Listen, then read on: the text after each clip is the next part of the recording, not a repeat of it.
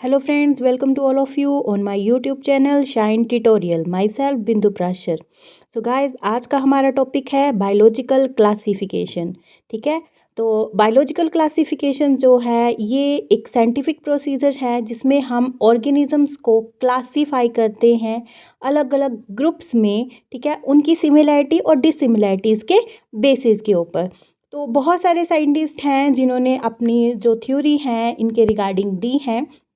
ठीक है, अगर हम बायोलॉजिकल क्लासिफिकेशन की डेफिनेशन देखें तो ये this is a scientific procedure to classify organism in different groups based on their similarities and dissimilarities. ठीक है, तो पहला जो साइंटिफिक क्लासिफिकेशन था, साइंटिफिक मीन्स कि इससे पहले भी लोगों ने उनको क्लासीफाई किया था, लेकिन जैसे कि जो घास खाने वाले हैं जानवर, उस तरह से जो पानी में रहने वाले हैं.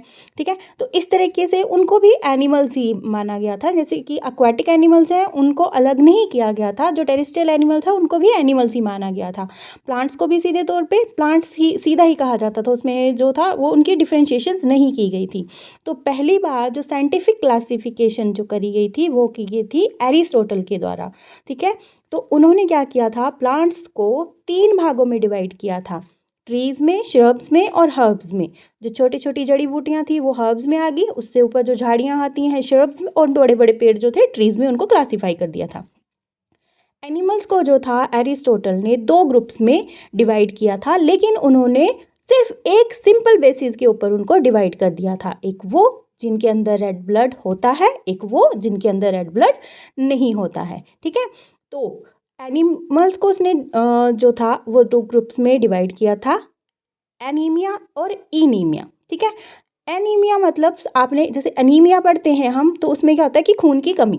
ठीक है, तो उसी के इस पे बेस पे आप इसको लर्न करके रख सकते हैं कि एनीमिया मतलब लैक ऑफ आरबीसीज, यानी उनके अंदर आरबीसीज नहीं थी. ठीक है, और दूसरे थे इनीमिया, जिनके अंदर जो था वो रेड ब्लड सेल्स यानी आरबीसीज जो थी प्रेजेंट थी, जिनका ब्लड जो था वो रेड था. ओके, अब ये तो स्टार्टिंग थी क्लासिफिकेशन की. इसके बाद जो थे डिफरेंट साइंटिस्ट ने जो था वो जो था लिविंग ऑर्गेनिजम्स को क्लासीफाई करना स्टार्ट किया.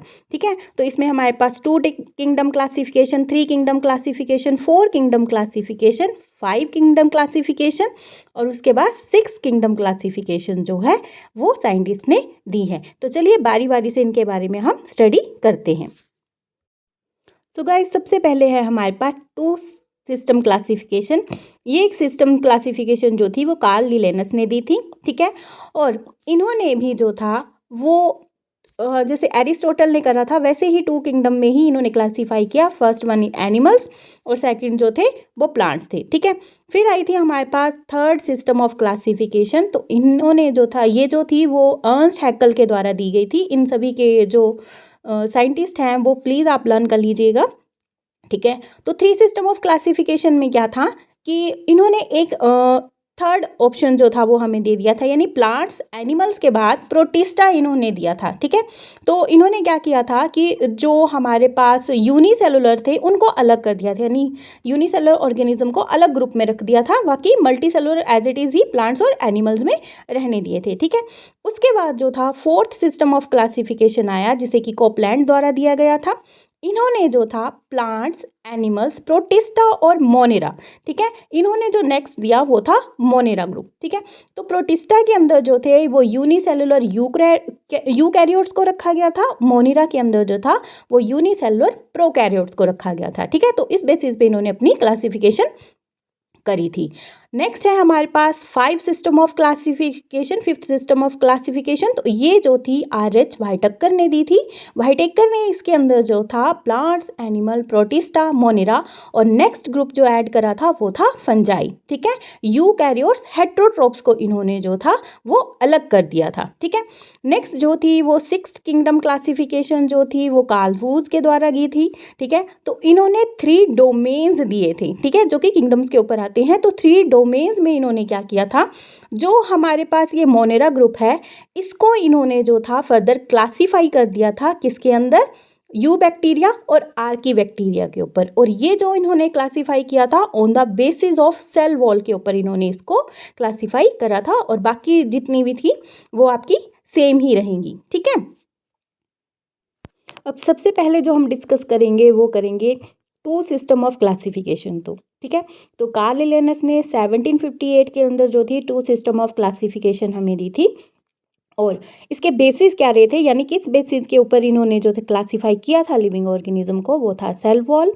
ठीक है, सेल वॉल कैसी थी उनके अंदर, locomotion, mode of nutrition, response to stimuli, presence of contractile vacuole. ठीक है, ये जो कॉन्ट्रैक्टाइल वैक्यूल है ये एनिमल्स के अंदर प्रेजेंट होगी और प्लांट्स के अंदर नहीं होगी। ठीक है, लेकिन इसमें ड्राबैक्स क्या रहे, ठीक है, उसी के बाद ही तो थर्ड सिस्टम ऑफ क्लासिफिकेशन दी। तो इसके ड्राबैक्स क्या रहे कि इन्होंने जो प्रोकैरियोट्स बैक्टीरिया और साइनोबैक्टीरिया थे, ठीक है, और यूकैरियोट्स में जैसे fungi, mosses, fern, gymnosperm, angiosperm, इन सभी को ही प्लांट किंगडम के अंदर रख दिया था। ठीक है, प्रेजेंस ऑन था, यानी कि इन्होंने किसके बेसिस के ऊपर किया था कि उन सभी के अंदर सेल वॉल प्रेजेंट थी, लेकिन सेल वॉल जो है उनमें डिफरेंट होती है। जैसे फंजाई के अंदर अगर हम देखें तो सेल वॉल जो है वो चिटिन की बनी होती है। ठीक है, और जैसे मोनेरा ग्रुप है, जैसे बैक्टीरिया है, तो उसमें हमारे पास वो पॉलीसेक्राइड्स की बनी होती है, सॉरी पेप्टाइडोग्लाइकन्स की बनी होती है। ठीक है, तो सेकंड था कि it included the unicellular multicellular organism in the same group, यानी इन्होंने यूनिसेलुलर और मल्टीसेलुलर्स को भी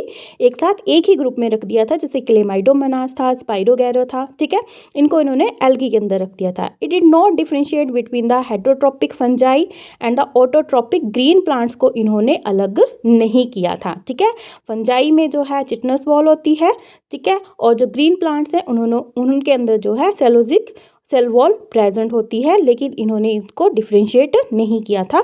और भी इसके अंदर जो है कुछ कंट्रोवर्शियल करैक्टर्स हैं जिनको इन्होंने नहीं देखा था, यानी डिस्टिंग्विश नहीं किया था, और बहुत सारे ऐसे थे हमारे पास जिनको कि इन्होंने सेम ही सिंगल ग्रुप के अंदर ही रख दिया था। ठीक है, तो जैसे हम कंट्रोवर्सी की बात कर रहे थे, तो अगर यूग्लिना को देखें तो यूग्लिना के अंदर फ्लैजिला होता है जो कि इसके एनिमल करैक्टर को शो करता है। ठीक है, लेकिन इसके अंदर सेल वॉल प्रेजेंट नहीं होती, और ये सेल वॉल नहीं होती है, ये भी इसका एनिमल करैक्टर है, और ये फोटोसिंथेसिस करता है, ये इसका प्लांट करैक्टर है। ठीक है, फिर आ गया स्लाइम मोल्ड, तो ये प्लांट लाइक अपीयरेंस देता है, लेकिन इसके अंदर सेल वॉल भी नहीं होती, और ये हेटरोट्रोपिक इन न्यूट्रिशन होता है। क्लेमाइडोमोनास के अंदर जो है फ्लैजिला प्रेजेंट होता है जो इसके एनिमल करैक्टर को शो करता है, और ये फोटोसिंथेसिस करता है जो कि इसके प्लांट करैक्टर को शो करता है। ठीक है, तो इस तरह से इन्होंने इन चीज़ों के बारे में कोई भी डिस्कशन नहीं किया था, सिंपल से उठा के इनको प्लांट किंगडम के अंदर रख दिया, जबकि इनके अंदर जो थे प्लांट्स और एनिमल्स दोनों तरह के जो